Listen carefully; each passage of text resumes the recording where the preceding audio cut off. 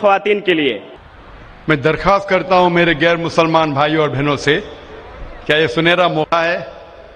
آپ اسلام کے متعلق کوئی بھی سوال پوچھ سکتے ہیں. آپ چاہے تو میرے لیکچر پہ تنقید کر سکتے ہیں، مجھے کوئی اعتراض نہیں. آپ کو اگر قرآن مجید میں کوئی غلطی لگتی ہے تو قرآن مجید کے بارے میں سوال پوچھ سکتے ہیں. آپ کو لگتا ہے اسلام کی کوئی تعلیم ہے جو آپ کو لگتا ہے کہ صحیح نہیں ہے، آپ کا یہ موقع ہے. آپ اسلام کے بارے میں کوئی بھی سوال پوچھ سکتے ہیں، عیسائیت کے بارے میں، ہندوازم کے بارے میں، یہودیت کے بارے میں. میں طالب علم ہوں اسلام اور دیگر مذاہب کا، میں اسٹوڈنٹ ہوں اسلام اور کمپیریٹو ریلیجن کا.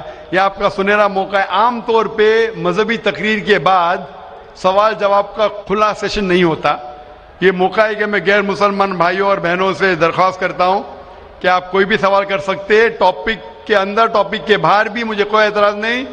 آپ چاہے تو قرآن مجید کو اٹیک کر سکتے، اسلام کو اٹیک کر سکتے. میں نوجوان ہوں لیکن میں لے سکتا ہوں. آپ کوئی بھی سوال کر سکتے، یہ آپ کا موقع ہے. آپ کو ایسے موقع بار بار نہیں آئیں گے. میری درخواست ہے، مجھے آرگنائزرز نے کہا کہ الحمدللہ کئی گئے مسلمان اس فنکشن میں آنے والے. آپ بنا جھجک کوئی بھی سوال پوچھ سکتے، چاہے تنقیدی بھی ہو تو بھی چلے گا، مجھے کوئی اعتراض نہیں. آپ کوئی بھی سوال پوچھ سکتے. میں غیر مسلمان بھائیوں اور بہنوں سے درخواست کرتا ہوں کہ آپ مائک کی طرف آئیے اور آپ کوئی بھی سوال پوچھ سکتے. سب سے پہلے ہم چلتے ہیں مائک نمبر 1 پر. وہاں اگر کوئی غیر مسلم بھائی ہے اور ان کے ذہن میں کوئی سوال ہے تو وہ سوال کر سکتے ہیں مائک نمبر 1 سے. آداب. آداب. السلام علیکم. وعلیکم السلام. میرا نام وجے کمار بھوترا، میں کشن گنج کا نواسی ہوں. اینڈ یہاں پر ایک میری ریزن کی انڈسٹری ہے. By profession I am an entrepreneur. ماشاءاللہ.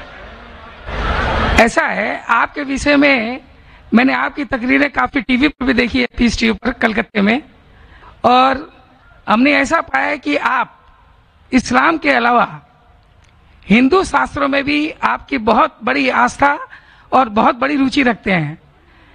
میرے میں یہ جاننے کی اتسکتا ہے کہ آپ کی یہ اتسکتا ہندو شاستر کے پرتی کب آئی اور کیوں آئی، اس کے وشے میں مجھے آپ سے تھوڑا بھائی صاحب کا سوال ہے کہ انہوں نے مجھے ٹی وی پہ کلکتہ میں کئی بار دیکھا ہے اور یہ جانا ہے کہ اسلام کے علاوہ میں دیگر مذاہب کے بارے میں بات کرتا ہوں اور ہندو دھارمک کتابوں کے بارے میں بھی میں علم رکھتا ہوں. تو یہ پوچھنا چاہتے یہ خواہش کب آئی اور کیسے آئی. میں جب میرا میڈیکل کالج میں تھا تو میں متاثر ہوا ایک شخص جن کا نام تھا شیخ احمد دیدار. وہ ساؤتھ افریقہ کے تھے اور وہ اسلام اور عیسائی مذہب پہ مہارت رکھتے تھے. جب ان کی تقریر سنا تو میں ان سے متاثر ہوا اور میں نے قرآن اور بائبل کا الحمدللہ علم حاصل کیا. تو سب سے پہلے میں نے علم حاصل کیا بائبل کے بارے میں، اسلام اور عیسائیت کے بارے میں. اور جب میں ان سے ملا انہوں نے کہا کہ اسلام اور عیسائیت پہ کئی لوگ تقریر کر چکے اور کئی کتابیں لکھ چکے، لیکن ہندو مذہب اور اسلام کے بارے میں وہ چند کتابیں ہیں. انہوں نے درخواست کی کہ بیٹا عیسائیت کے علاوہ دیگر مذاہب کے بارے میں مطالعہ کیجئے اور ان کو بھی پیغام پہنچائیے.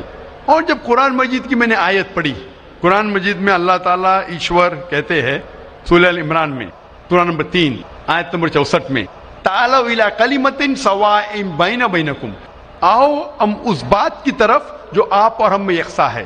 سب سے پہلی بات کیا ہے؟ اللہ نعبد الا اللہ، کہ ہم صرف ایک ایشور کی عبادت کریں. ولا نشرک بہ شیئا، کہ ہم آپس میں کسی کو شریک نہ کریں. ولا یتخذ بعضنا بعضا اربابا من دون اللہ، کہ ہم آپس میں کسی کو رب نہ کہے. فإن تولوا، اگر وہ نہ مانے، فقولوا اشہدوا بأننا مسلمون، آپ شہادت دو کہ ہم مسلم ہیں. تو جب میں نے قرآن مجید کی آیت پڑھی جس میں لکھا ہے کہ جب بھی آپ غیروں سے بات کرتے ہیں تو اس بات کی طرف آؤ جو ان میں اور ہم میں یکساں ہے. اور مذہبی کتاب میں یکسانیت بھی ہے، ڈفرینسز بھی ہے. تو میں کہتا ہوں کہ کم از کم یکسانیت کے اوپر تو ہم عمل کریں، جو ڈفرینسز ہیں وہ کل ڈسکس کریں گے. ڈفرینسز تو ہے، میں یہ نہیں کہتا ڈفرینسز نہیں ہے، لیکن جو یکسانیت ہے جو آپ کی کتاب دھارمک کتاب اور ہماری کتاب میں یکساں ہے تو کم از کم اس کے اوپر تو عمل کرے. تو یہ سوچ لے کے شیخ دیدار سے متاثر ہو کے اور قرآن مجید کی آیت سورہ نمبر 3 آیت نمبر 64 جب میں میڈیکل کالج میں تھا میں نے شروع کیا یہ میرا مشن.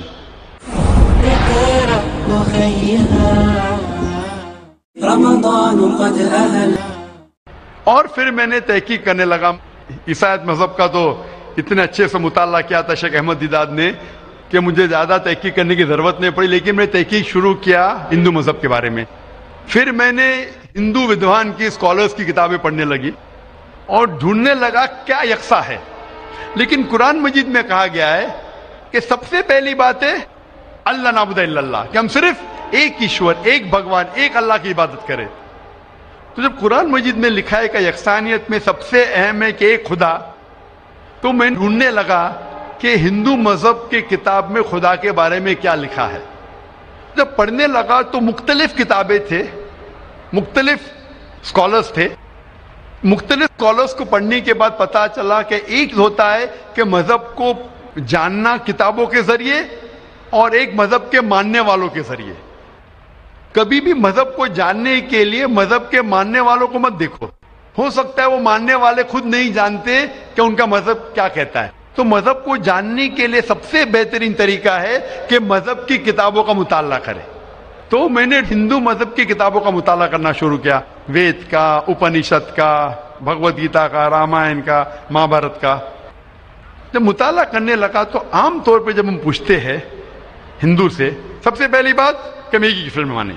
عام ہندو سے پوچھتے ہیں کہ کتنے بھگوان میں آپ مانتے ہیں, تو کچھ ہندو کہیں گے 3, کچھ کہیں گے 100, کچھ کہیں گے 1000, کچھ کہیں گے 33 کروڑ.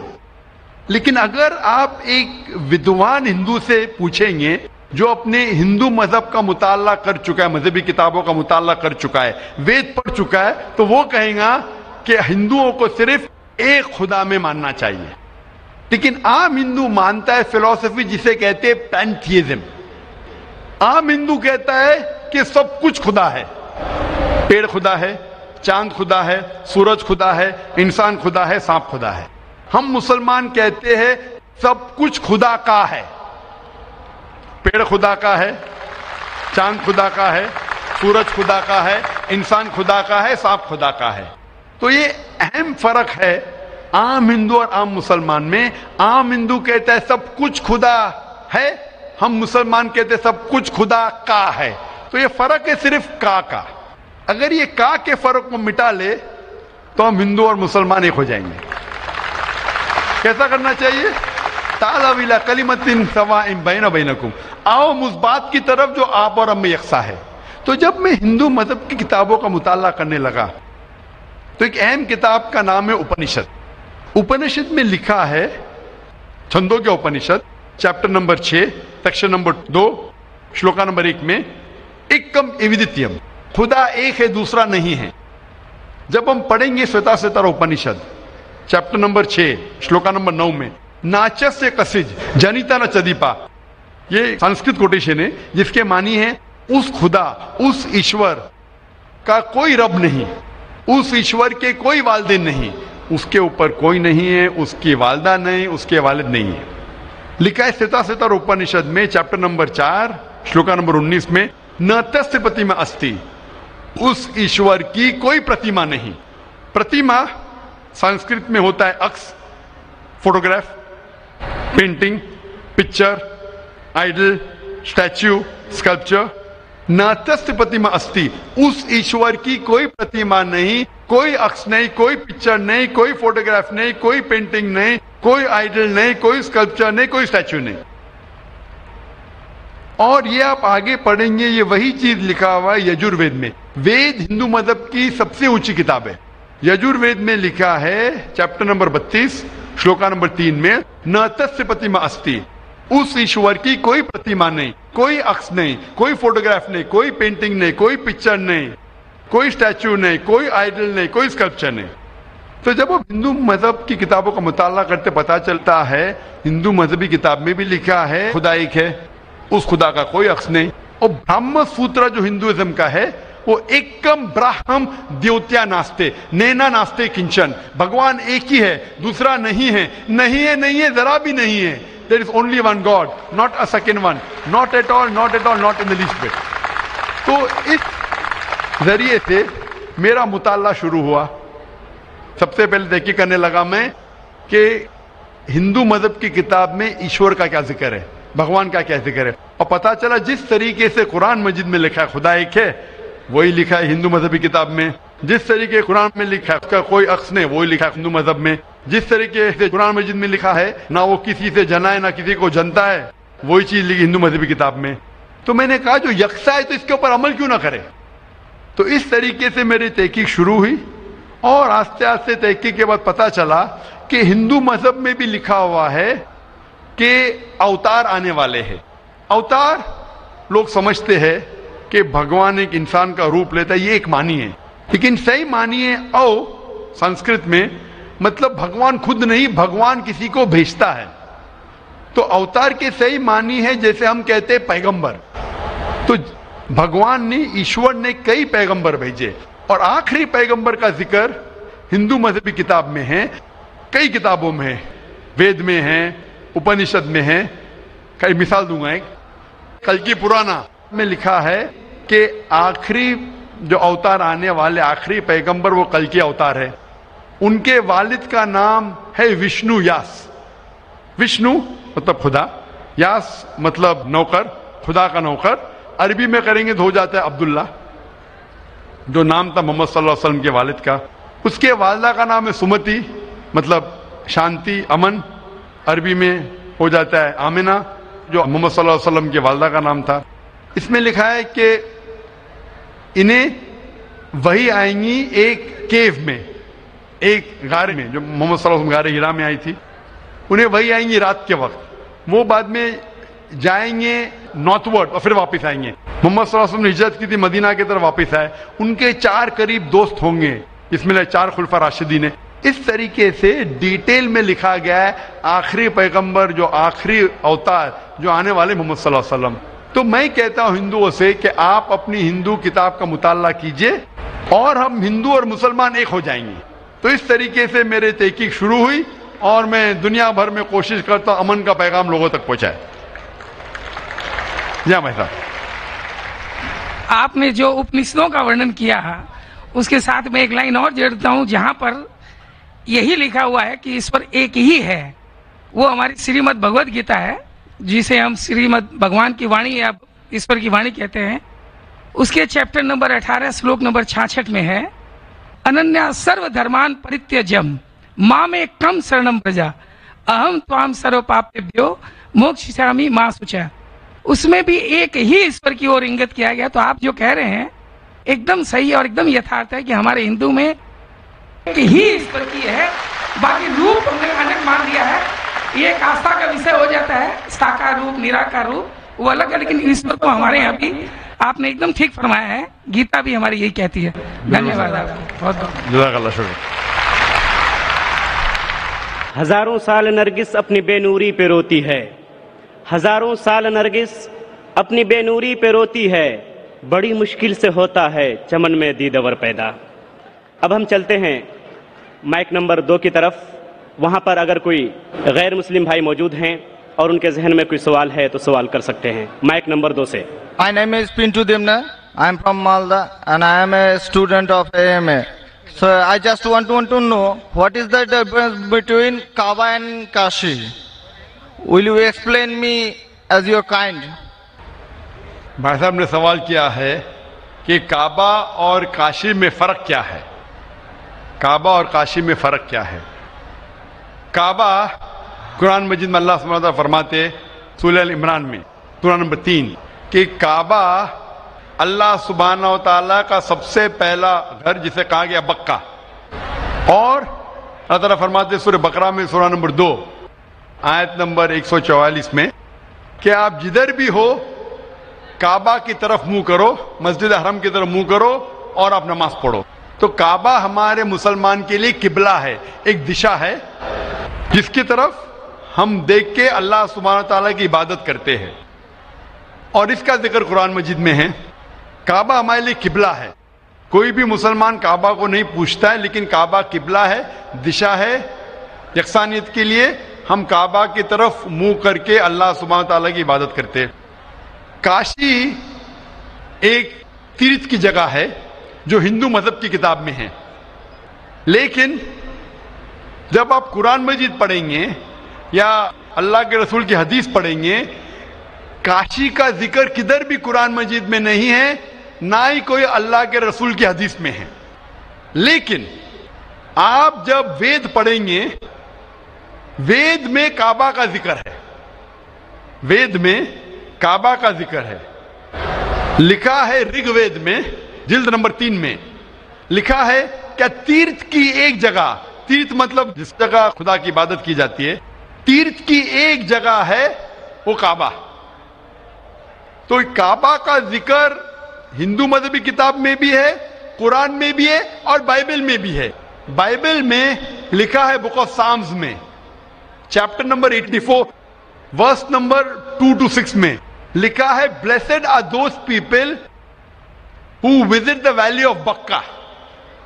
تو بائبل میں بھی کعبہ کا ذکر ہے, ہندو مذہبی کتاب میں بھی کعبہ کا ذکر ہے, اور قرآن میں اسلام کی مذہبی کتاب میں بھی ذکر ہے.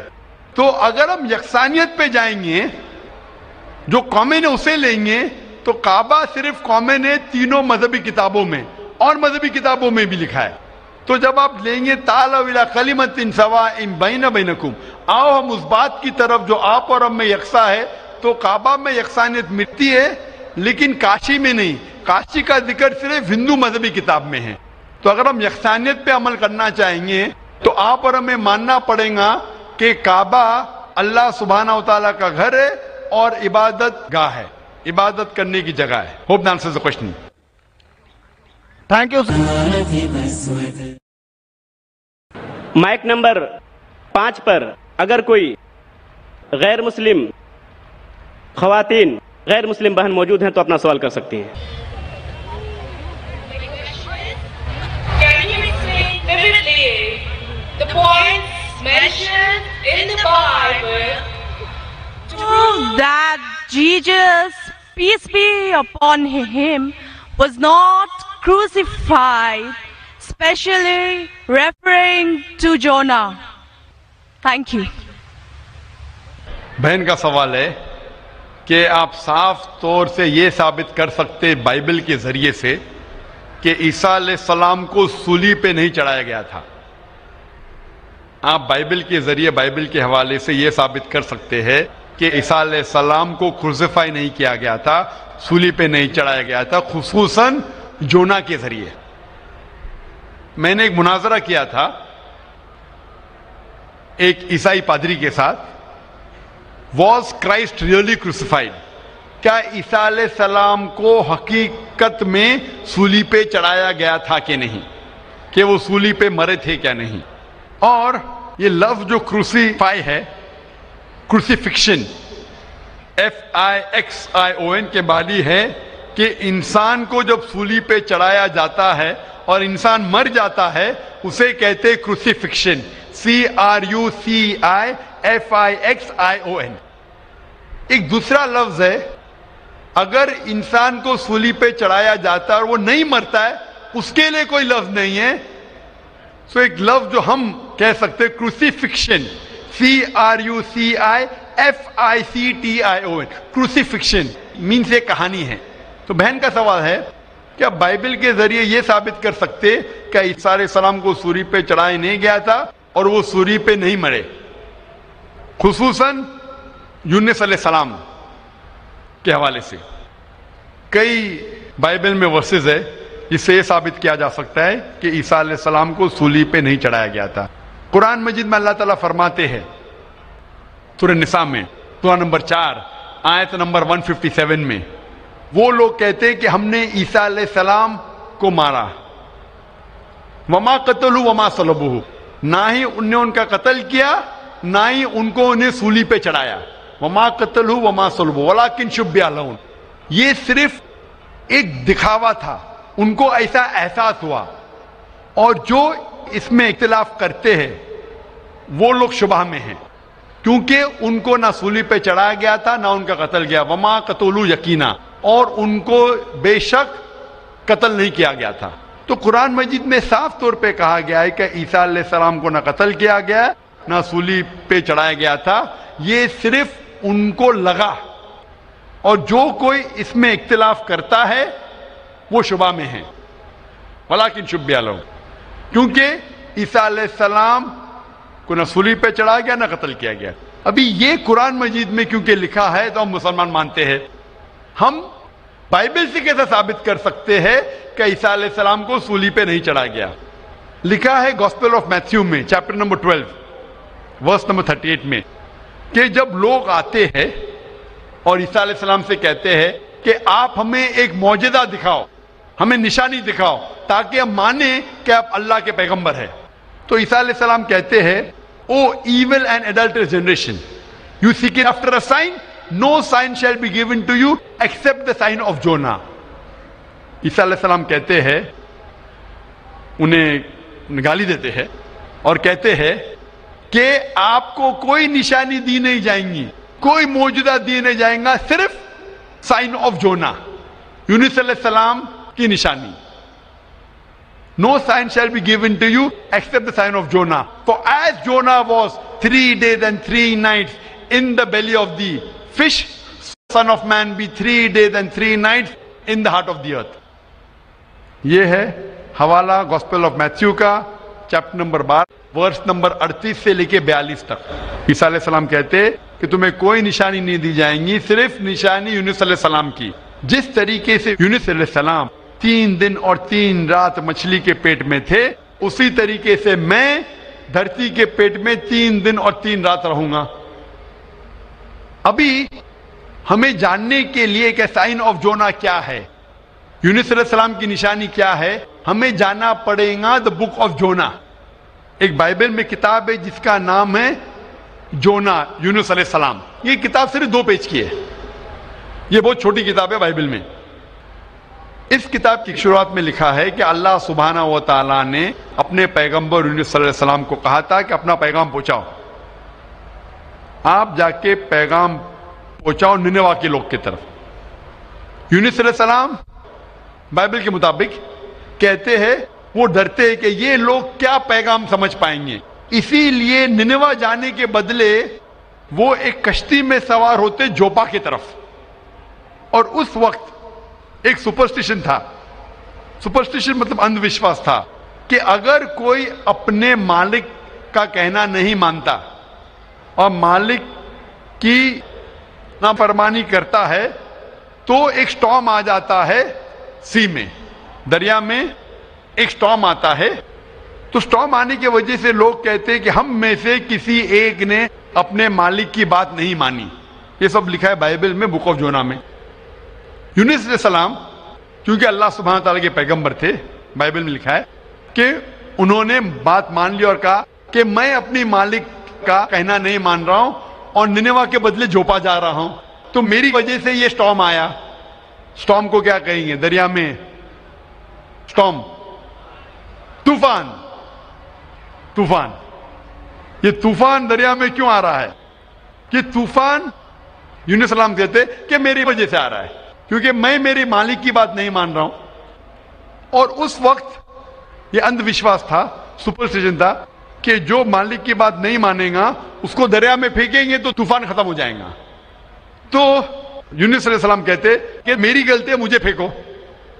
تو کیا کرتے لوگ یونس علیہ السلام کو پکڑ کے دریا میں پھینکتے ہیں.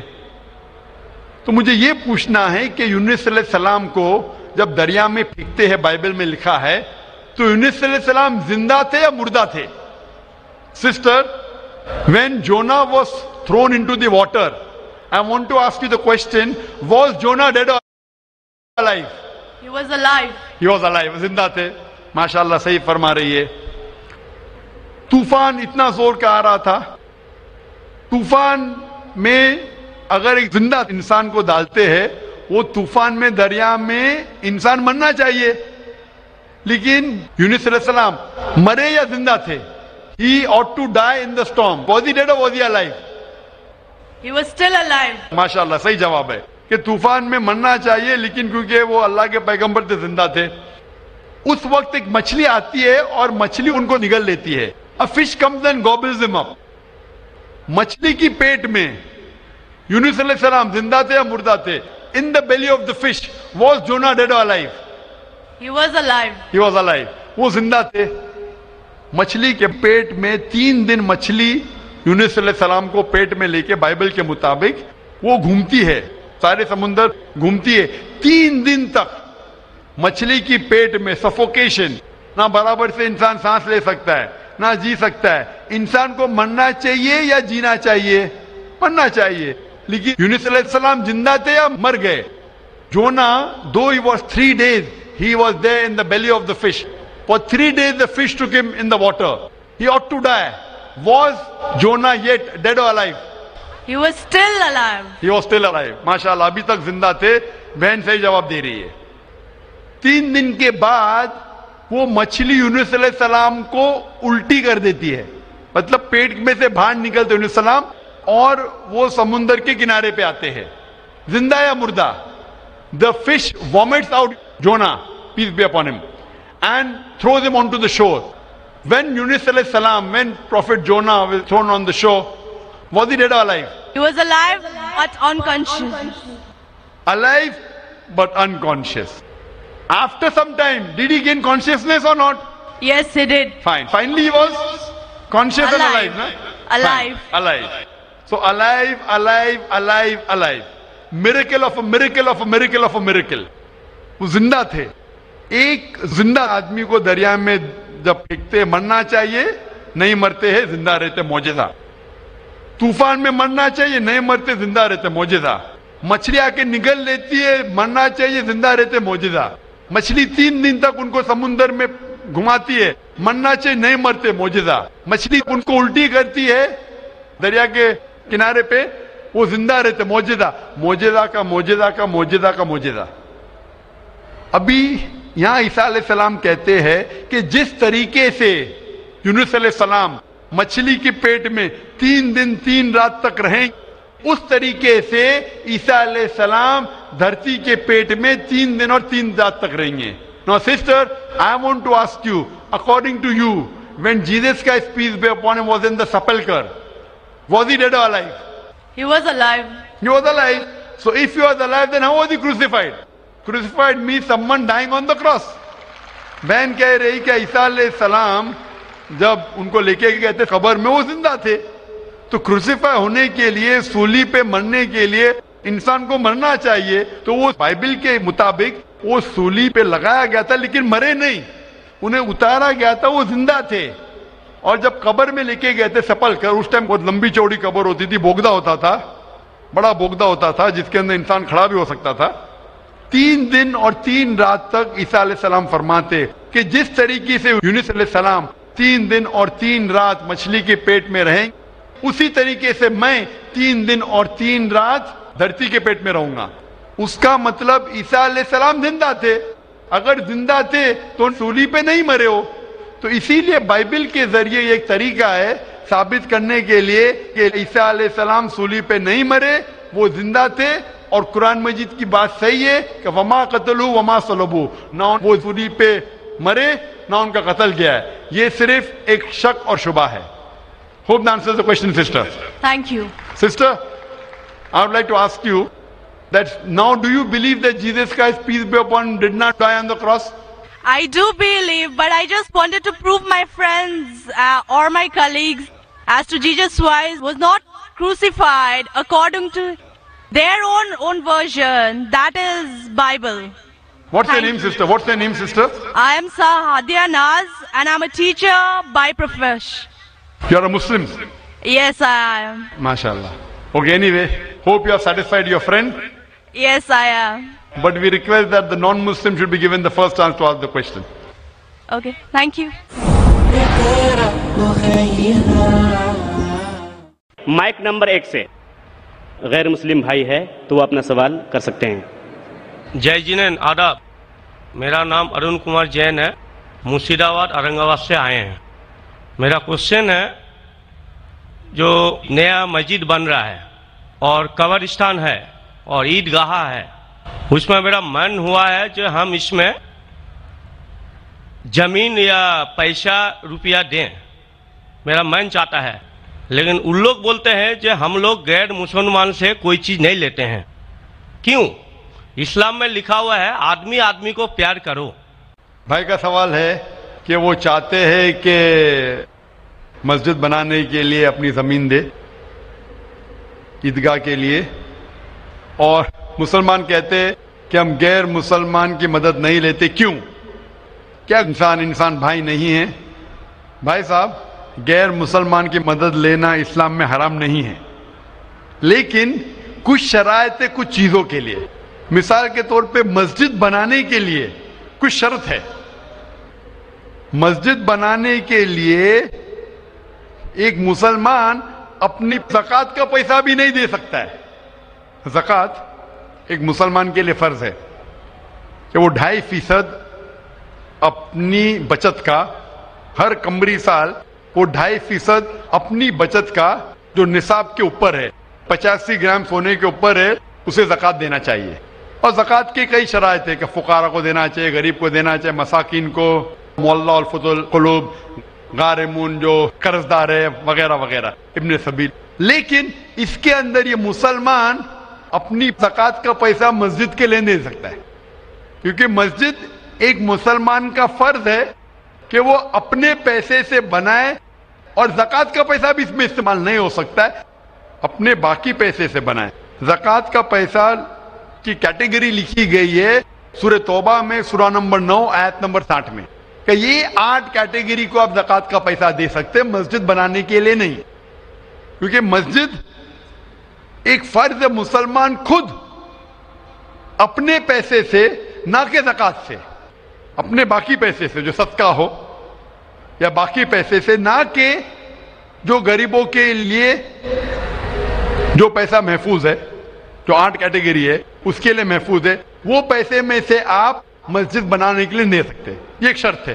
اسی طریقے سے شرط ہے قرآن مجید کی کہ مسجد کی دیکھ بھال صرف وہ لوگ کرنا چاہیے جو اس پہ ایمان لاتے ہیں، جو اس بات میں مانتے ہیں، جو ایمان لاتے ہیں اور جو مانتے اور اپنے اچھے اپنے پیسے سے. تو اگر کوئی غیر مسلمان اگر اس پہ ایمان نہیں لاتا ہے تو مسجد کے لیے استعمال نہیں کیا جا سکتا ہے. مثال کے طور پہ میں کہوں گا کہ یہاں کئی جگہ ہے اپنے ہندوستان میں جسے کہا جاتا ہے کینٹونمنٹ ایریا. کینٹونمنٹ ایریا مطلب وہ ایریا جہاں صرف ملٹری کے لوگ جا سکتے. عام ہندوستانی، میں ہندوستان کا ناگرک ہوں، میں یہ نہیں کہہ سکتا کہ میں ہندوستان کا ناگرک ہوں اسی لیے مجھے کینٹونمنٹ ایریا میں جانے دو. وہ رول ہے. کینٹونمنٹ ایریا میں جانے کے لیے فرض ہے کہ وہ لوگ جو اپنی پوری زندگی دیتے ہیں دیش کی حفاظت کرنے کے لیے، وہ لوگ کو اجازت ہے. عام آدمی کینٹونمنٹ ایریا میں نہیں جا سکتا ہے، یہ اصول ہے دیش کا.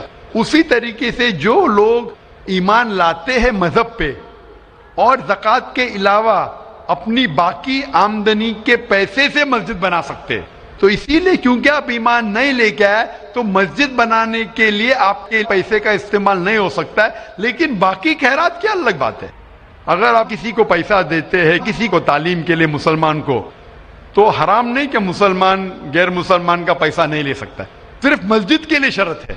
تو کچھ چیزوں کے لیے شرائط ہے، باقی چیزوں کے لیے نہیں. مثال کے طور پر آپ کہنا چاہتے ہیں کہ میں میرے پیسوں سے کوئی مسلمان کو پڑھانا چاہتا ہوں، تو کوئی مسلمان آپ کے پیسے سے تعلیم حاصل کرنا اس کے لیے حرام نہیں ہے، صرف مسجد کے لیے.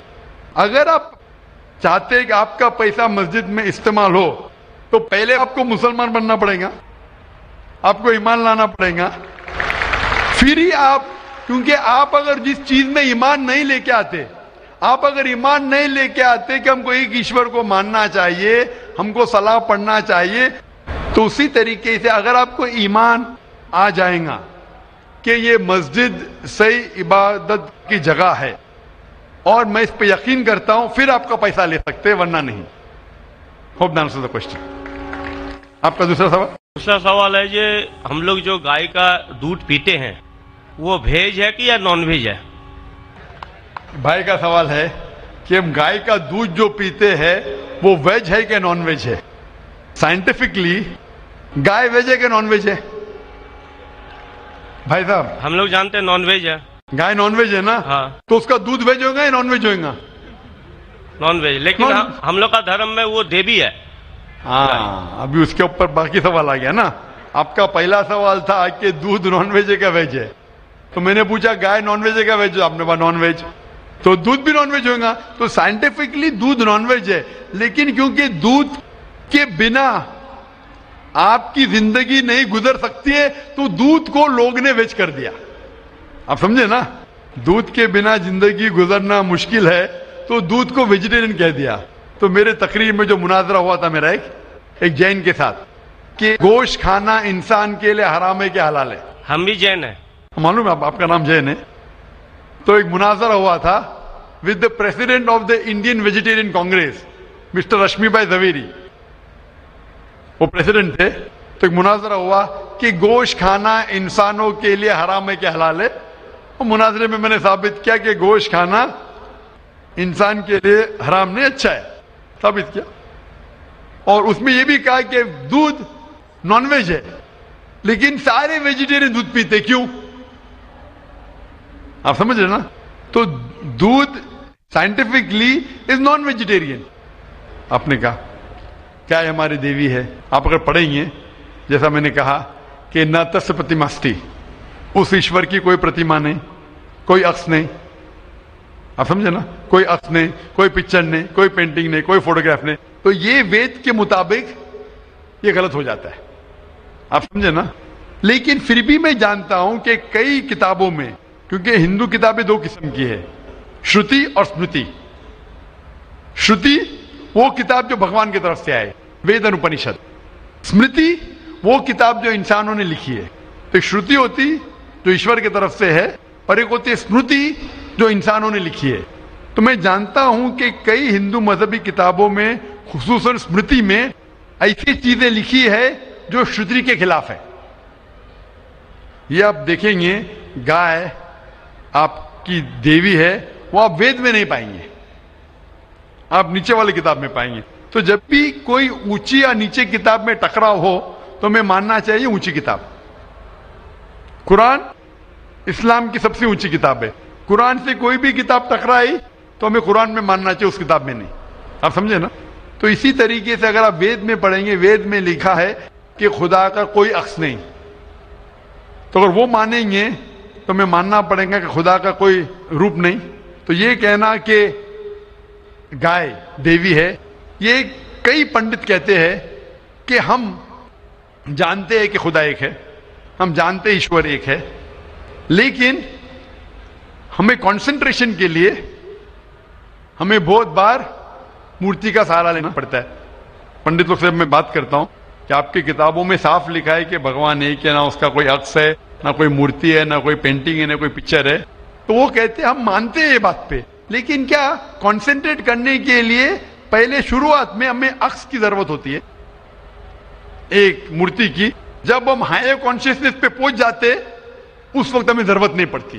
تو میں ان سے کہتا ہوں مسلمان ہائر کانشیسنس پہ پہنچ گئے، ہمیں کوئی عکس کی ضرورت نہیں، ہم ایشور کو ڈائریکٹ مانتے ہیں، ڈائریکٹ عبادت کرتے ہیں.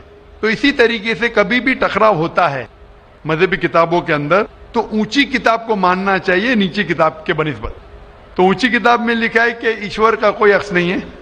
آپ سمجھے نا؟ پھر بھی آپ دیکھیں گے لوگ اپنی مذہبی کتاب کو نہیں مانتے.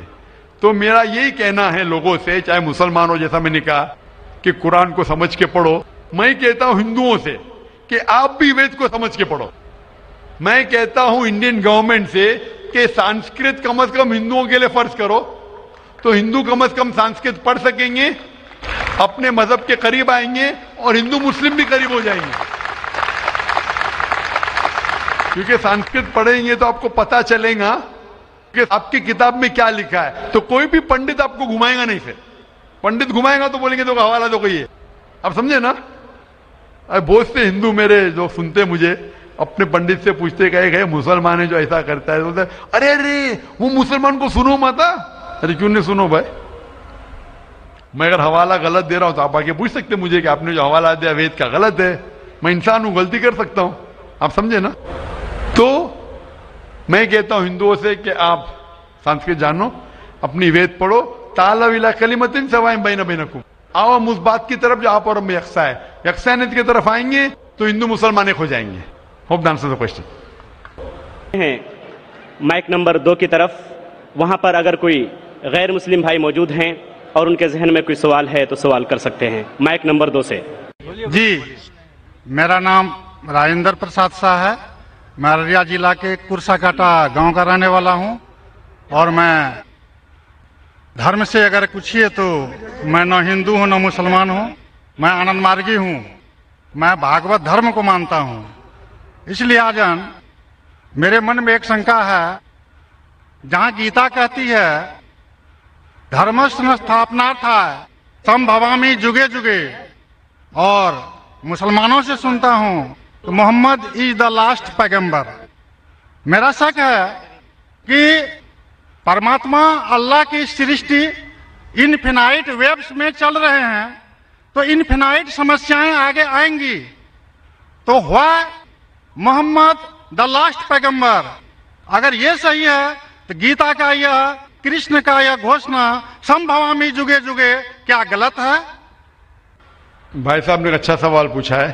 انہوں نے حوالہ تھا بھگوت گیتا کا, جس میں کرشن کہتے ہیں, انہوں نے کہا سنسکرت میں ترجمہ نہیں کیا.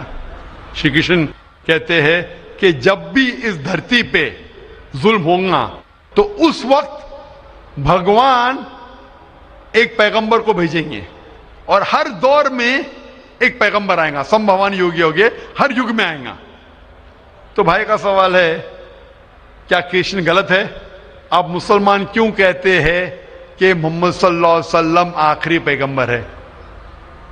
بھائی صاحب, سب سے پہلے ہم کہتے ہیں محمد صلی اللہ علیہ وسلم آخری پیغمبر ہے کیونکہ یہ کہا گیا قرآن مجید میں سورہ احزاب میں, سورہ نمبر 33 آیت نمبر 40 میں کہا گیا ما کان محمد ابا احد من رجالکم ولکن رسول اللہ وخاتم النبیین وکان اللہ بکل شیء علیما, کہ محمد صلی اللہ علیہ وسلم آپ لوگوں میں سے کسی کے والد نہیں ہیں, لیکن خاتم النبیین ہے, آخری نبی ہے.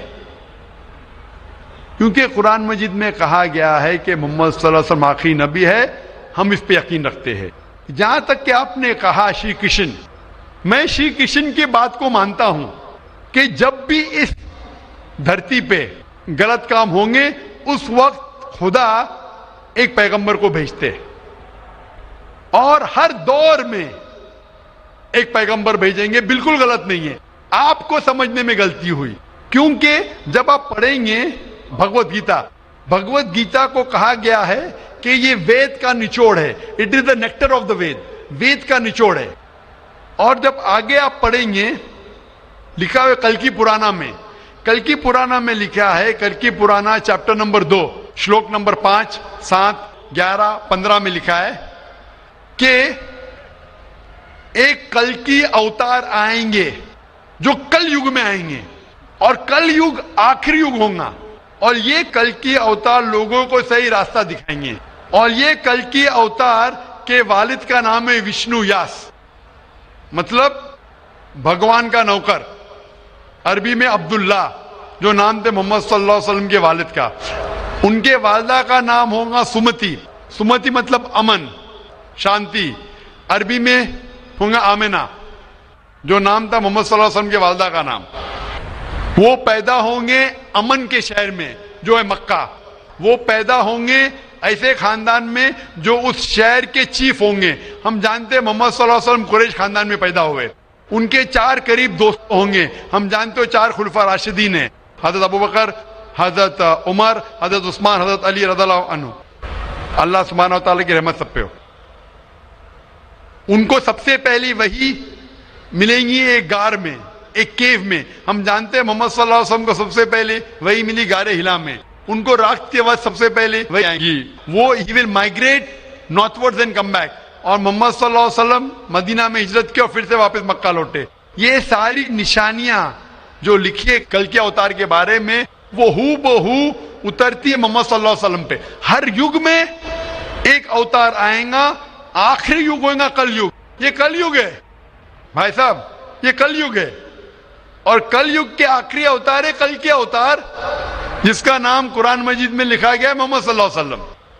تو یہ جو آپ کی بھگوت گیتا میں لکھا ہے میرے حساب سے صحیح لکھا ہوا ہے کہ ہر یگ میں ایک اوتار آئے گا، اور آخری یگ ہے لکھا ہوا ہے کل کی پرانا میں، وہ کل یگ ہے، اور کل یگ کیا اوتار ہے کل کے اوتار. تو آپ سب کو جوڑیں گے تو پتہ لگتا ہے کہ آپ کے وید میں بھی کئی نشانی ہے محمد صلی اللہ علیہ وسلم کی، کئی بار محمد صلی اللہ علیہ وسلم کا ذکر ہے. کم از کم 100 حوالے تو میں دے سکتا ہوں جس میں محمد صلی اللہ علیہ وسلم کا ذکر ہے. اگر آپ پڑھیں گے بھوشیہ پرانا پرو 3 کھنڈ 3 ادھیائے 3 شلوکاس 5 سے 8، اس میں کہا گیا ہے کہ محمد صلی اللہ علیہ وسلم آئیں گے اور وہ ایک فارینر رہیں گے اور وہ ڈیزرٹ سے آئیں گے.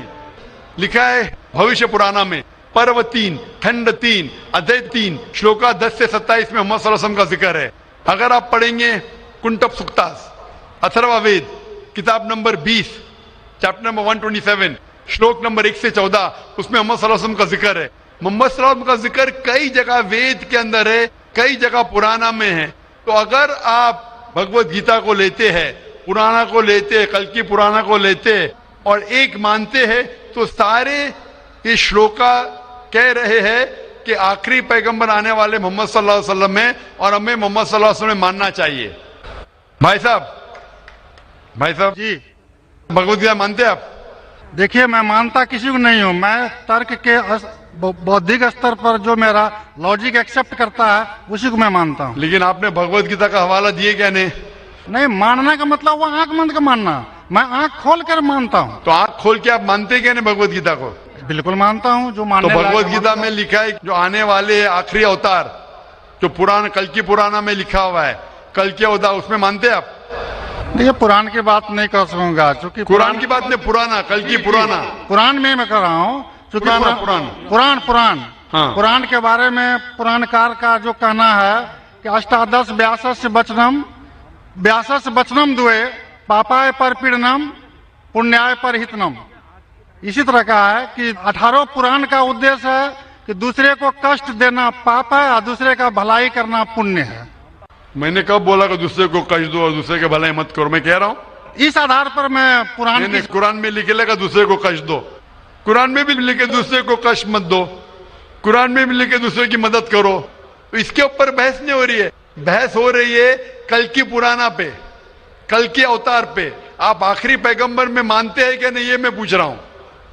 مجھے کل کی پران کا دھیان نہیں ہے، کل کی پران کا دھیان نہیں ہے ڈاکٹر صاحب، مجھے کل کی پران کا دھیان نہیں ہے. تو آپ اگر بدھی کے اوپر آپ مانتے ہیں تو میری یہ آپ سے التجا رہیں گی کہ کل کی پرانا پڑھو اور یہ جانچ پڑتال کرو کہ کل کے اوتار کون ہیں، اور کل کے اوتار کی تحقیق کرو.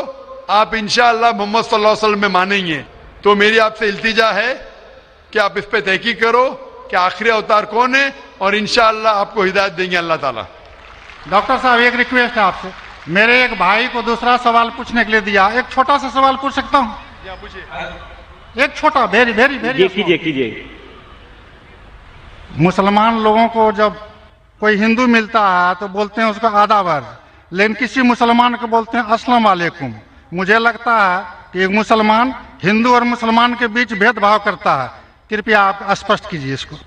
بھائی صاحب کا سوال ہے کہ اگر کوئی مسلمان ہندو سے ملتا ہے تو آداب عرض کرتا ہے، اگر کوئی مسلمان سے ملتا ہے تو السلام علیکم کہتا ہے، تو ہندو مسلمان میں بھید بھاؤ کیوں؟ بھائی صاحب ہندو مسلمان میں بھید بھاؤ تو رہے گا، میں آپ کے سوال کا جواب دوں گا، کیونکہ ہندو ہندو اور مسلم مسلم ہے، لیکن ایک دوسرے کا ساتھ دینا چاہیے اور ایک دوسرے کو سمجھنا چاہیے. پہلے بھائی صاحب جس نے سوال کیا تھا انہوں نے مجھے آداب کہا تو میں نے ان سے کہا السلام علیکم، کہا کہ نہیں؟ جی کہا نا. ہندو نے مجھ سے کیا کہ آداب کہا کہ نہیں؟ میں نے ان سے سلام کہا کہ نہیں؟ جی میں غور کیا تھا. غور کیا ماشاءاللہ، لیکن تو غور کیا تو کہا کیوں نہیں کہ آپ نے ایسا نہیں کہا؟ وہ ہندو بھائی نے مجھے آداب کہا. ڈاکٹر صاحب جی ہاں، you are not only one Musliman, I see lakhs of Musliman, but this quality find only in you. only in me ماشاءاللہ. Only in you. بھائی صاحب کہہ رہے کہ وہ خود مسلمان کو جانتے، صرف مجھ میں دیکھا کہ میں نے سلام کہا. جی اس کی وجہ یہ ہے کیونکہ علماء میں اختلاف ہے کہ آپ غیر مسلمان کو سلام کر سکتے ہیں کہ نہیں. پہلا یہ جان لے السلام علیکم کی معنی کیا ہے. السلام علیکم کی معنی ہے کہ آپ پہ سلامتی ہو. السلام علیکم ورحمۃ اللہ وبرکاتہ، آپ پہ سلامت رہے، رحمت رہے اور برکت رہے.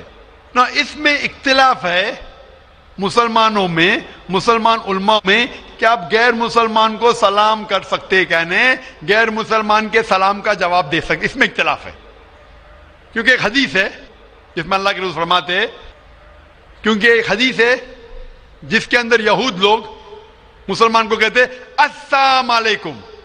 السلام علیکم کا معنی آپ پہ موت ہو. سام کے معنی موت. السلام علیکم آپ پہ موت ہو. تو اللہ کے رسول نے فرمایا آپ کو علیکم ان پہ بھی. تو یہ حدیث ہے، صحیح حدیث ہے. یہود لوگ کہتے تھے مسلمان کو چھیڑنے کے لیے السلام علیکم آپ پہ موت ہو. تو اللہ کے رسول نے فرمایا آپ کو علیکم آپ پہ بھی ہو. تو اس کی وجہ سے اختلاف. اور کئی حدیثیں ہیں، میں زیادہ بحث میں نہیں جانا چاہوں گا، لیکن یہ کہنا چاہوں گا کہ کچھ علماء یہ بھی کہتے ہیں کہ آپ السلام علیکم کہہ سکتے، کیونکہ قرآن مجید کی ایک آیت ہے سورہ نساء میں، سورہ نمبر 4 آیت نمبر 86 اس میں کہا ہے اگر کوئی آپ کو گریٹ کرتا ہے، اگر کوئی گریٹ کرتا ہے تو آپ اور بہترین طریقے سے گریٹ کرو. اگر کوئی آپ کو گریٹ کرتا ہے اور بہترین طریقے سے گریٹ کرو، یا کم از کم اتنا. تو اگر کوئی السلام علیکم کہتا ہے مجھے کہنا چاہیے وعلیکم السلام ورحمۃ اللہ.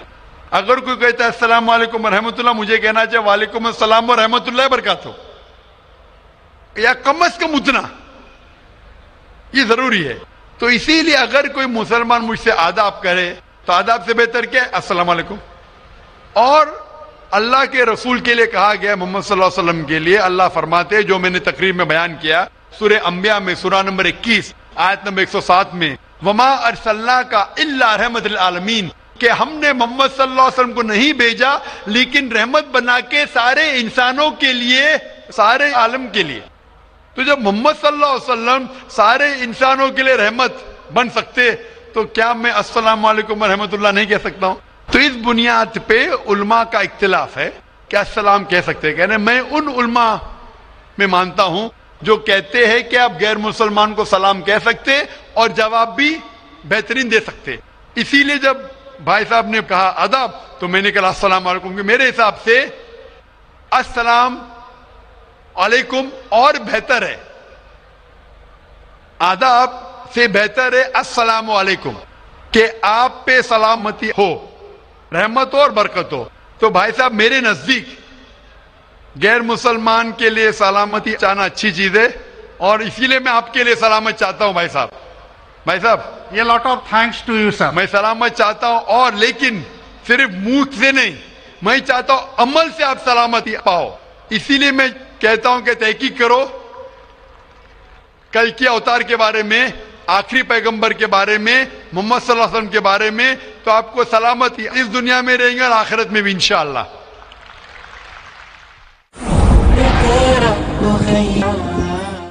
اگلا سوال مائک نمبر 3 سے، وہاں پر اگر کوئی غیر مسلم بھائی ہیں تو وہ سوال کر سکتے ہیں.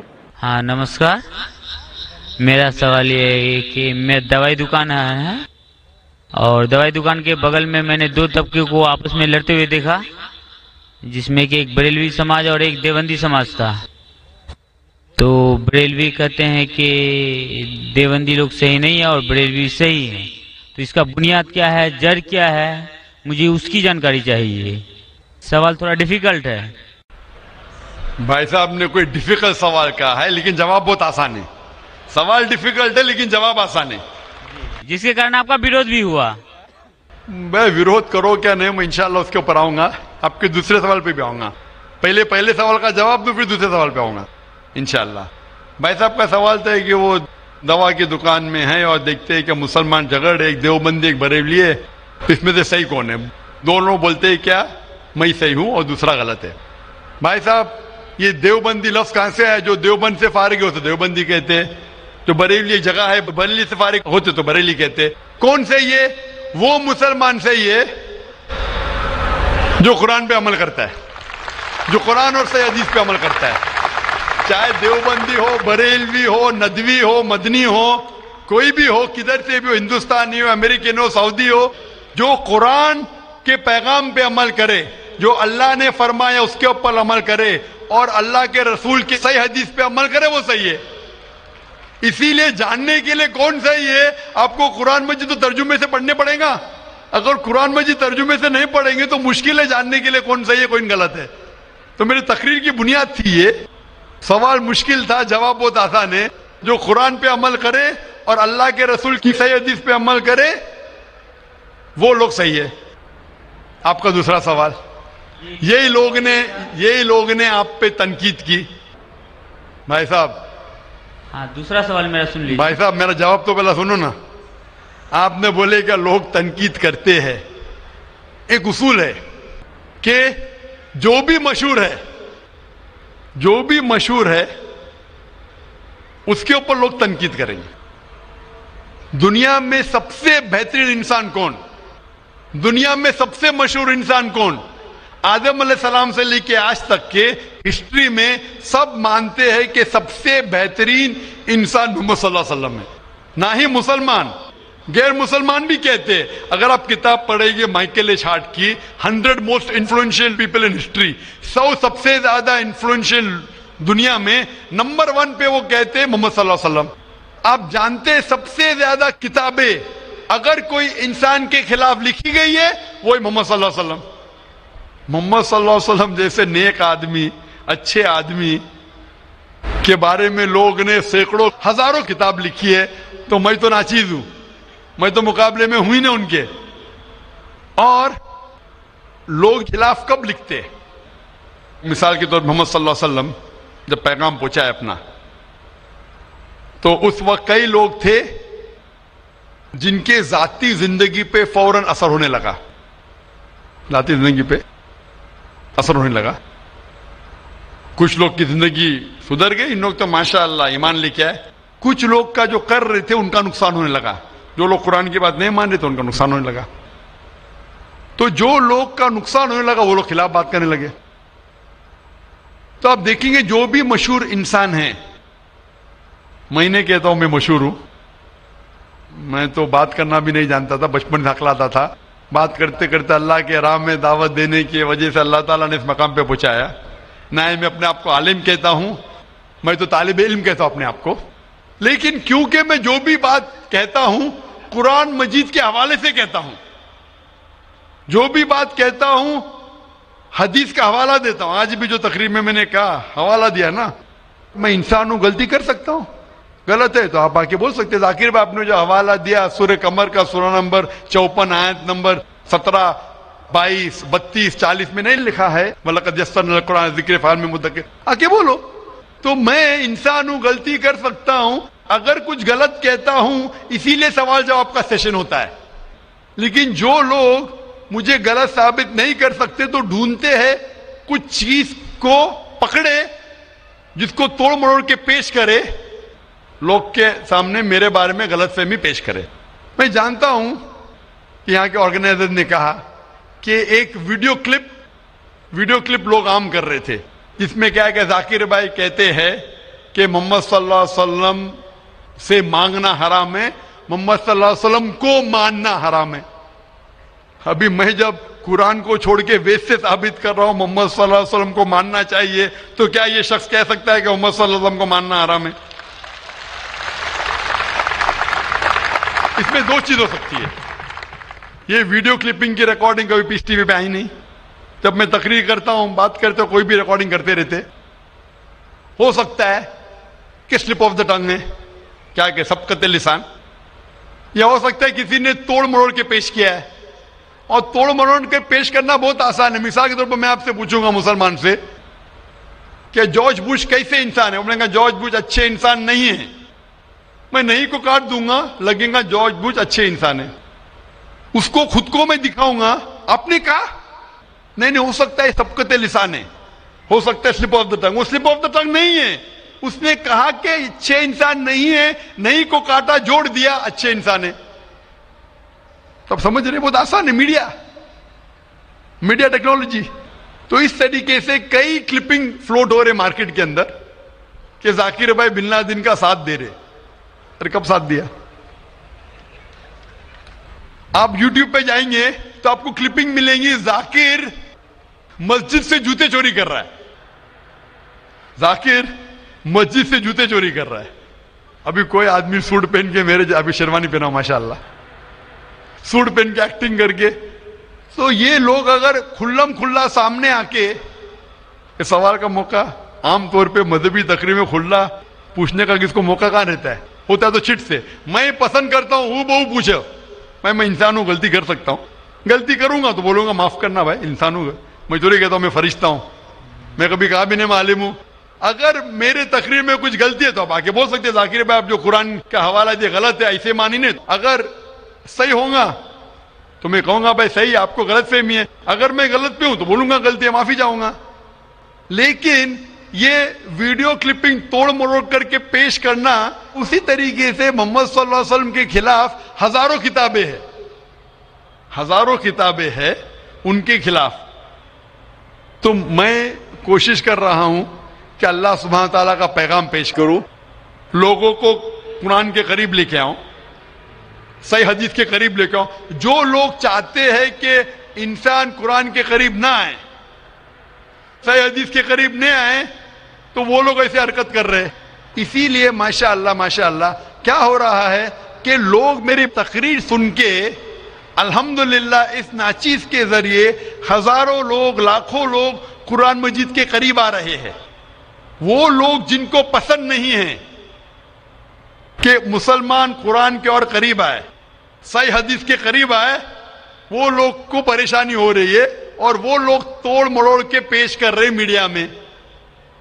अभी कोई भी इंसान जो जरा भी बुद्धि रखता है, जब मैं कुरान और हदीस के अलावा बाइबल के जरिए साबित करता हूं कि मोहम्मद सल्लल्लाहु अलैहि वसल्लम में मानना चाहिए, वेद के जरिए साबित करता हूं, क्या वो इंसान बोल सकता है कि मोहम्मद सल्लल्लाहु अलैहि वसल्लम को मानना हराम है?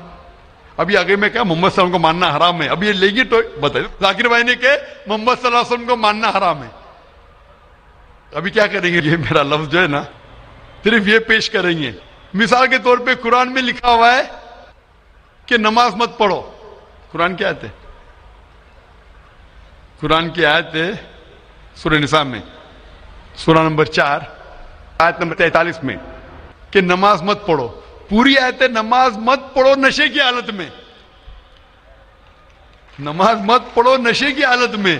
तो उस तरीके से अगर मैं जवाब दे रहा हूं, अभी ये क्लिपिंग लेंगे, देखो जाकिर ने कहा कि मोहम्मद सल्लल्लाहु अलैहि वसल्लम में मानना हराम है, क्या कॉन्टेक्स्ट में? अगर मैं आपके सवाल का जवाब दे रहा हूं और आपके सवाल को दोहराता हूं कि मोहम्मद सल्लल्लाहु अलैहि वसल्लम को मानना हराम है, दोहराता हूं, तो वो लेके बताएंगे देखो जाकिर ने कहा कि मोहम्मद सल्लल्लाहु अलैहि वसल्लम को मानना हराम है। तो ऐसी चीजें करना बहुत आसान है।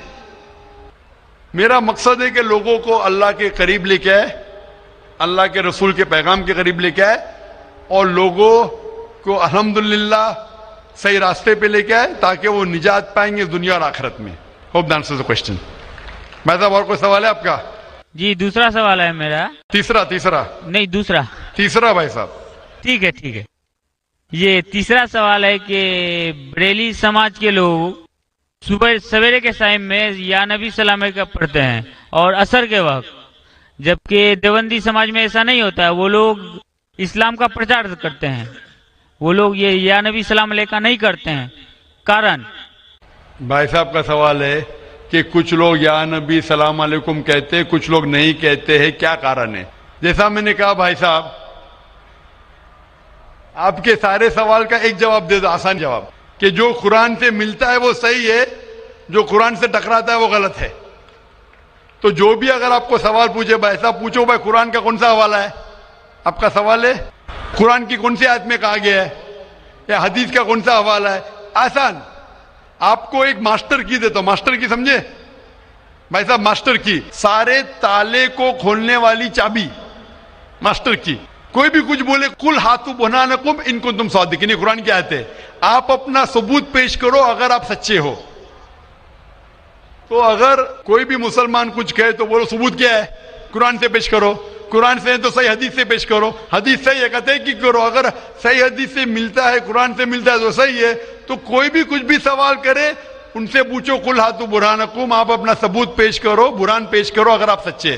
بھائی صاحب میں آپ سے سوال پوچھنا چاہتا ہوں. آپ نے اتنے سوال پوچھے مجھے, ہاں آپ نے کہا اسلام کا مطالعہ کیا ہے؟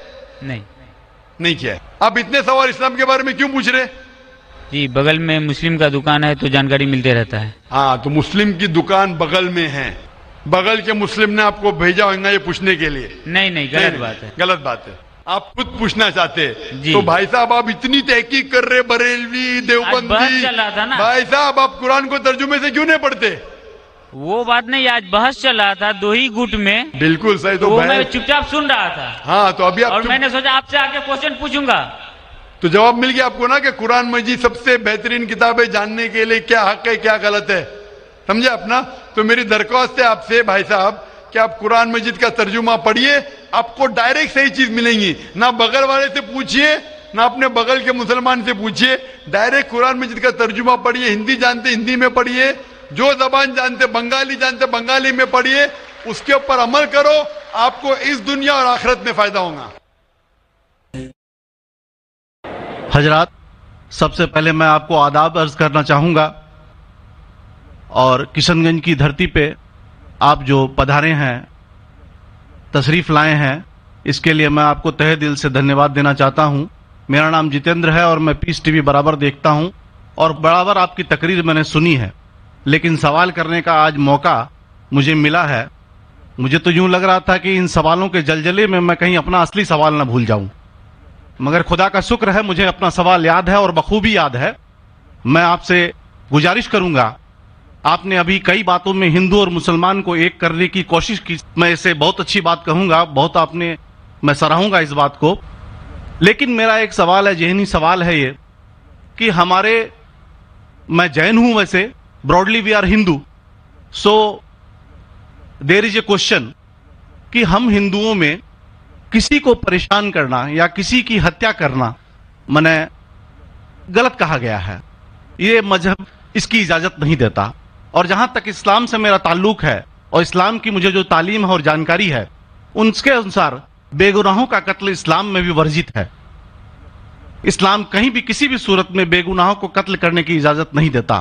اگر آپ میرے سوال کا بخوبی اور میرے ذہن میں جچنے والا سوال ہے یہ جواب دے دیں تو میں بھی آپ کا مرید بن جاؤں گا. یوں تو مرید ہوں ہی, لیکن پھر مرید بن جاؤں گا کہ انسانوں کو سب سے اونچی شریڑی میں رکھا گیا ہے جہاں تک میں جانتا ہوں. اور میں جب قریب اپنے کئی مسلمان انٹلیکچوئلز دوستوں سے سوال کرتا ہوں کہ سب کچھ ملتا ہے مگر آپ بلی کیوں دیتے ہیں, آپ ود کیوں کرتے ہیں, تو انہوں نے کہا کہ یہ چیزیں مسلمانوں کو استعمال کے لیے دی گئی ہے. میں اس پہ کلیریفیکیشن چاہوں گا صاحب کا, آپ کا کلیریفیکیشن چاہوں گا. میں اس سوال کا جواب چاہوں گا آپ سے. وعلیکم السلام بھائی صاحب, آپ پہ سلامتی ہو.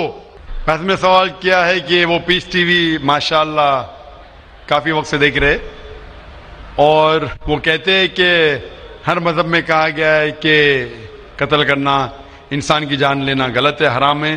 ہندو مذہب میں کہا گیا ہے اور اسلام میں بھی جیسے ان کی جانکاری صحیح ہے کہ بے گناہ کا قتل کرنا حرام ہے. یہ پوچھتے ہیں کہ بلی کہاں تک صحیح ہے.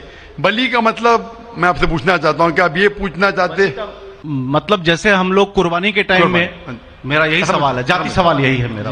اگر اس سوال کا جواب دیں گے تو میں تو آپ کا مرید ہوں, لیکن پھر سے اور پکا مرید بن جاؤں گا. بھائی صاحب نے کہا کہ آپ لوگ قربانی کیوں دیتے ہیں, اور یہ قربانی کا جو سوال ہے کہ ہم عید الاضحیٰ بقر عید میں قربانی کیوں دیتے. قرآن مجید میں اللہ تعالیٰ فرماتے ہیں سورہ حج میں سورہ نمبر 22 میں کہ نہ ہی گوشت نہ ہی خون اللہ کو جاتا ہے. اللہ کو نہ خون کی ضرورت نہ گوشت کی ضرورت. یہ قربانی کے وقت اللہ کو خون نہیں جاتا نہ گوشت جاتا ہے, لیکن تقویٰ, آپ کی پائٹی, آپ کی پرہیزگاری اللہ کو پسند ہے.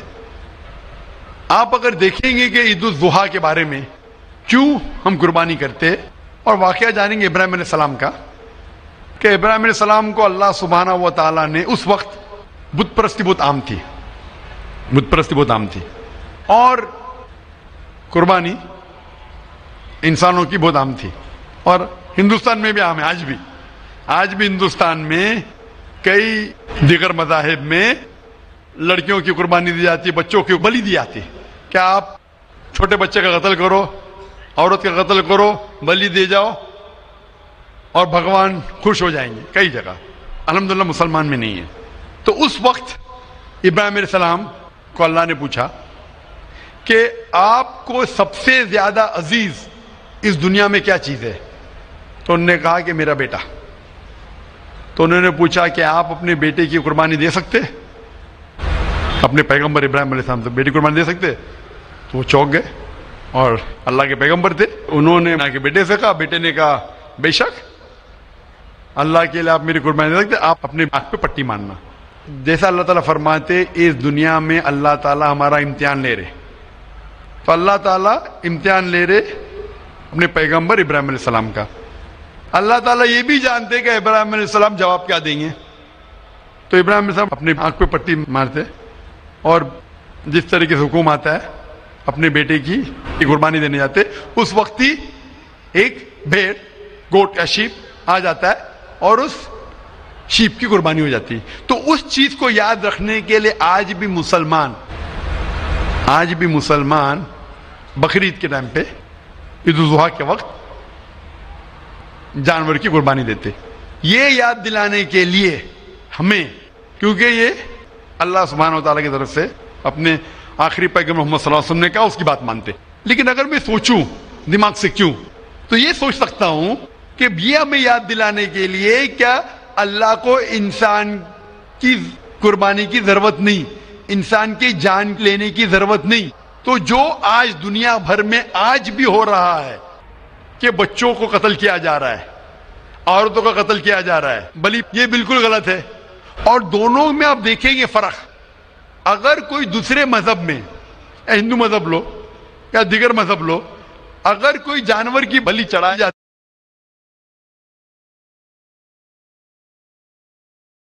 है तो उधर ही रख दिया जाता है, सर वो फजूल हो जाता है, हो सकता है कभी कोई चुपके से आके खा ले। इस्लाम में जब कुर्बानी दी जाती है ईद उल जुहा के टाइम पे, सबसे पहले जो मैं कह रहा हूं कि मेरी मंतक ये समझ सकती है कि हमें ये याद दिला रहे कि इंसानों की बलि चढ़ाना हराम है। और जब हम याद दिलाते और जब बकरा काटते या जो भी काटते जानवर, इस वक्त जब हम काटते हम अल्लाह का नाम लेके काटते, और जो भी जानवर की कुर्बानी देते उसके 3 हिस्से कर सकते। एक हिस्सा हम खुद रख सकते, खुद के इस्तेमाल में ला सकते, एक हिस्सा। दूसरा हिस्सा हमें हमारे रिश्तेदार में बांटना चाहिए, और तीसरा हिस्सा गरीबों में बांटना चाहिए। जब कुर्बानी दे रहे हम उस जानवर का इस्तेमाल कर रहे, जानवर खाना अलाउड है क्या ना, वो एक अलग बहस है, जिसके ऊपर आप पूछे तो वो जवाब अलग है कि जानवर खाना सही है क्या गलत है, वो एक अलग डिबेट है जो हम अभी नहीं, अगर आप पूछना चाहे तो अगला सवाल पूछ सकते हैं। एक तीसरा हिस्सा हम इस्तेमाल कर रहे, एक तीसरा हिस्सा हम दोस्तों में बांट रहे, हमारे रिश्तेदार में, और तीसरा हिस्सा हम गरीबों में बांटते। तो इनमें गरीबों का फायदा हो रहा है, ना फजूल खर्ची हो रही है, और याद दिलाया जाता है कि इंसानों का कत्ल करना गलत है। तो ये अच्छी चीज है। जब बलि जैसा देखे बाकी मज़ाहिब में क्या हो रहा है, इंसानों का कत्ल किया जाता है, बिल्कुल हराम है। उसके अलावा जब जानवर का भी कत्ल करते वो जानवर फजूल खर्ची में जाता है।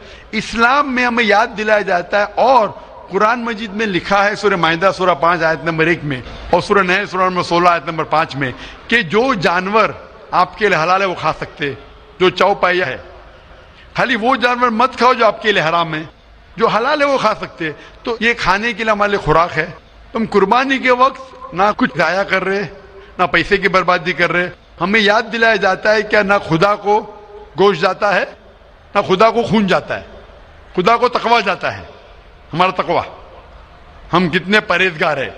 और साथ साथ इसका इस्तेमाल होता है, एक तिया हिस्सा मैं खाता हूँ, रिश्तेदारों में बांटता हूँ, और आखिरी तिया हिस्सा मैं बांटता हूँ गरीबों में। तो इससे फायदा होता है। तो इसमें क्या गलत है? बनिस्बत दूसरे मज़ाहिब में आप देखेंगे इसमें नुकसान ही नुकसान है, इंसान का कत्ल हो रहा है, और जानवर को भी अगर बलि चढ़ाई जाती है तो फजूल खर्ची होती है। बनिस्बत इस्लाम में बकरीद के अंदर फायदा ही फायदा है। Hope the answer the question. बहुत खूब। آپ نے یہ بہت اچھا فرمایا، میں آپ کے جواب سے کافی سنتشٹ ہوں. اور جاتے جاتے ایک آخری سوال کرنا چاہوں گا کہ اہنسا کو اسلام کس نظریے سے دیکھتا ہے؟ اہنسا کو اسلام کس نظریے سے دیکھتا ہے؟ میں صاحب کا آخری سوال ہے کہ اہنسا کو اسلام کس نظریے سے دیکھتا ہے؟ عام طور پہ ہمسا حرام ہے. اسلام آتا ہے لفظ سلام سے، اس کے معنی ہے سلامتی، امن، شانتی. اسلام کے معنی ہے کہ شانتی حاصل کرنا، اپنی خواہش، اللہ کا جو پیغام ہے اس کے مطابق اپنی زندگی بسر کرنا اور امن حاصل کرنا، اسے کہتے ہیں اسلام. ہمسا عام طور پہ حرام ہے، لیکن اگر مثال کے طور پہ ہم دیکھتے ہیں ہر دیش میں قانون ہے، قانون ہے کہ چوری مت کرو، کسی کا قتل مت کرو، لیکن قانون کے علاوہ پولیس بھی ہے کہ اگر کوئی قانون کو فالو نہیں کرتا ہے، کوئی چوری کرے گا تو پولیس اس وقت زبردستی کر سکتی ہے، پولیس فورس کا استعمال کر سکتی ہے، پولیس کبھی کبھی ہتھیار کا استعمال کرتی ہے امن اور شانتی برقرار رکھنے کے لیے دیش میں. اسی طریقے سے اسلام میں ہمسا عام طور پہ حرام ہے، لیکن ہر انسان شانتی نہیں چاہتا ہے. کچھ انسان جو اشانتی چاہتے ہیں اور جو اللہ کا فرمان پہ عمل نہیں کرتے اور شانتی کو بھش کرنا چاہتے، اس وقت اسلام اجازت دیتا ہے کہ آخری مرحلے پہ آپ ہمسا کا استعمال کر سکتے شانتی لانے کے لیے. ہمسا کا استعمال کر سکتے شانتی لانے کے لیے، خود کے فائدے کے لیے نہیں. اسی لیے عام طور پہ جتنے بھی آپ نے دیکھے ہوئی ہیں جو جنگ اللہ کے رسول لڑی، اکثر وہ تھا سیلف ڈیفense میں. اگر کوئی چور میرے گھر میں گھستا ہے اور میری بیٹی سے بدتمیزی کرتا، میں کیا کہوں گا؟ میں ہمسا میں مانتا ہوں، میں ہاتھ نہیں لگاؤں گا. میں میری چوڑیاں نہیں پہنا ہوگی ہاتھ میں، مسلمان ہوں لیکن چوڑیاں نہیں ہاتھ میں پہنا ہوں. آپ کے گھر میں کوئی چور گھستا ہے اور آپ کی بیٹی سے بدتمیزی کرتا، آپ کیا کریں گے؟ جی ہاں، میں مقابلہ کروں گا. مقابلہ کریں گے، ہاتھ بھی اٹھائیں گے نا. اس طریقے سے ہمسا کا استعمال آخری مرحلے پہ اگر دوسرا کوئی چارہ نہیں ہے تو استعمال کیا جا سکتا ہے حق کے لیے، نہ حق کے لیے نہیں.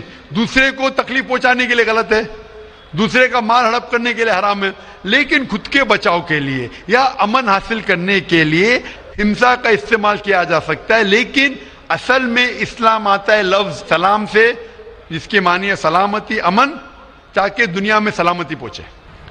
بہت خوب، بہت اچھا لگا آپ کو سن کے. پھر ایک بار میں اب تہ دل سے آپ کا شکریہ ادا کرنا چاہوں گا. چاہتا ہوں کہ آپ خدا حافظ. ایک خدا میں مانتے؟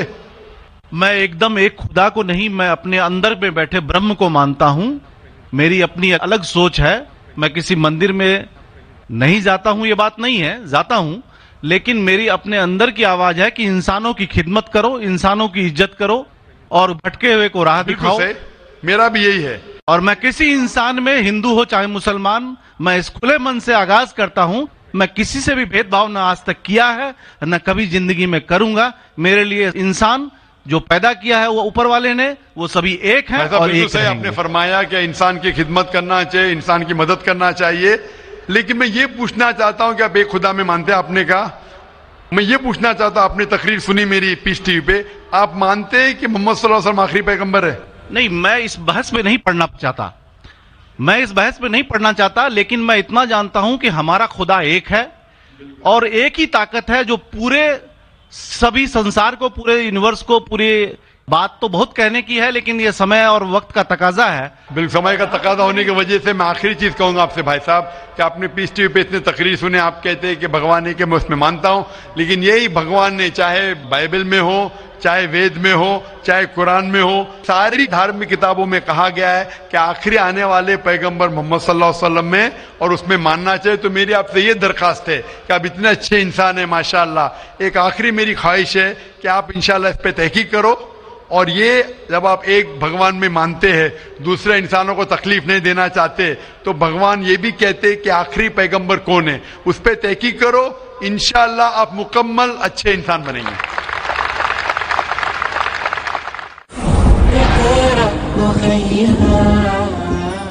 مائک نمبر 2 کی طرف، وہاں پر اگر کوئی غیر مسلم بھائی موجود ہیں تو سوال کر سکتے ہیں. ہاں، میں راجیش کدر بول رہا ہوں. میں انجینئرنگ اسٹوڈنٹ ہوں. میں آج اپنے آپ کو بہت پراؤڈ فیل کر رہا ہوں کہ क्योंकि मैं आज डॉक्टर जाकिर साहब के सामने खड़ा हूँ। सर, मेरा सवाल ये है कि आपके वैल्यूएबल स्पीच के शुरू में आपने कहा था कि कुरान ही एकमात्र ऐसा किताब है जो हर जाति हर धर्म के लिए एक इंस्ट्रक्शनल मैनुअल है, लेकिन मेरा मानना ये है कि हर जाति हर धर्म के लिए, जैसे हिंदू के लिए गीता और क्रिश्चियन के लिए बाइबल, ये अपना अपना इंस्ट्रक्शनल मैनुअल है।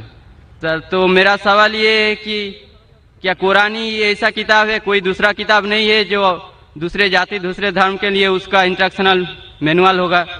भाई साहब ने बहुत अच्छा सवाल पूछा है। उन्होंने कहा है कि मैंने मेरे तकरीर में कहा कि कुरान सारी जाति के लिए इंस्ट्रक्शन मैनुअल है। मैंने तकरीर में कहा कि कुरान सारे इंसानों के लिए इंस्ट्रक्शन मैनुअल है। और आपका ये सवाल है कि आपके हिसाब से वेद और भगवत गीता हिंदुओं के इंस्ट्रक्शन मैनुअल किताब है, कुरान मुसलमान की किताब है, इंस्ट्रक्शन मैनुअल है, तो क्या सिर्फ कुरान ही सारे इंसानों के लिए इंस्ट्रक्शन मैनुअल है, ऐसी कोई और किताब है क्या? नहीं। ये सवाल बहुत अच्छा है। इसका जवाब कुरान मजीद में अल्लाह ताला फरमाते, सूरह राद में सूरह नंबर 13 आयत नंबर 38 में अल्लाह ताला फरमाते लिकुल्ली अजलिन किताब, कि हर दौर में अल्लाह ने एक किताब नाजिल की। हर दौर में अल्लाह ने किताब नाजिल की। नाम से कुरान मजीद में 4 किताबों का जिक्र है जो अल्लाह ताला ने नाजिल की, तोरा, जबूर, इंजील और कुरान। तोरा नाजिल की गई थी मूसा अलैहिस्सलाम पर, जबूर नाजिल की गई थी दाऊद अलैहिस्सलाम पे, इंजील नाजिल की गई थी ईसा अलैहिस्सलाम पे, और कुरान जो आखिरी किताब है नाजिल की गई थी आखिरी पैगंबर मोहम्मद सल्लल्लाहु अलैहि वसल्लम पे। आपका सवाल है कि सिर्फ कुरान सारे इंसानों के लिए, बाकी किताब नहीं है।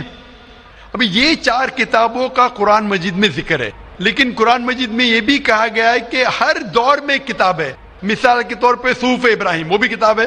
तो अल्लाह ताला ने कई किताबें नाजिल की है, सिर्फ नाम से 4 का जिक्र है, इसके अलावा और किताबें हैं।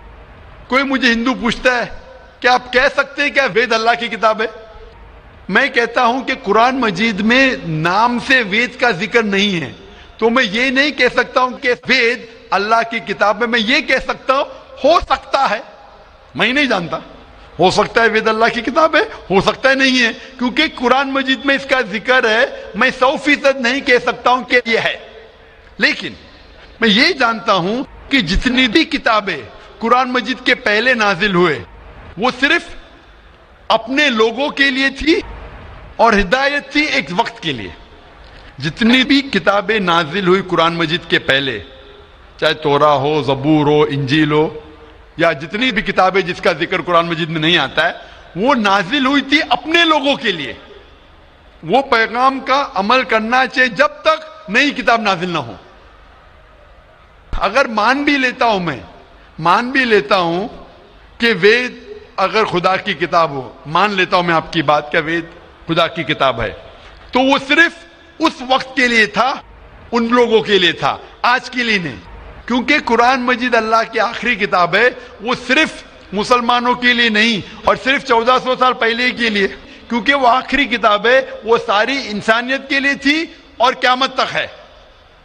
जितनी किताबें पहले आई वो सिर्फ महदूद थी एक वक्त के लिए और एक समय के लिए, खुसूसन कुछ इंसानों के लिए। मिसाल के तौर के ऊपर तोरा नाजिल हुआ था सिर्फ यहूदी के लिए, मूसा अलैहिस्सलाम पे नाजिल हुआ था जब तक नई वही नहीं आई, उस वक्त के लिए और उन लोगों के लिए। आज क्योंकि कुरान मजीद आखिरी कलाम है, वो सिर्फ मुसलमानों के लिए नाजिल नहीं किया गया था, सिर्फ अरबों के लिए नहीं, लेकिन सारे इंसानों के लिए। और जो कुरान मजीद का पैगाम है वो सिर्फ 1400 साल पहले के लिए नहीं है, वो क़यामत तक के लिए। इसीलिए अगर मैं मान भी लेता हूं वेद खुदा का कलाम था, वो सिर्फ उस वक्त के लिए था, और जितने भी अल्लाह के कलाम जो कुरान मजीद के पहले आए, वक्त के दौरान उनमें मिलावट होने लगी। आज आप तहकीक करेंगे जितनी मजहबी किताब, कुरान मजीद के अलावा सभी मजहबी किताब में मिलावट है, उसमें कंकॉक्शन है, फैब्रिकेशन है, बहुत मिलावट है। मिसाल के तौर पे महाभारत पढ़ते हैं तो कहते हैं पंडित कि महाभारत सबसे पहले कहा गया था, अर्जुन के ग्रैंडसन ने कहा था, उस वक्त 8000 श्लोक थे।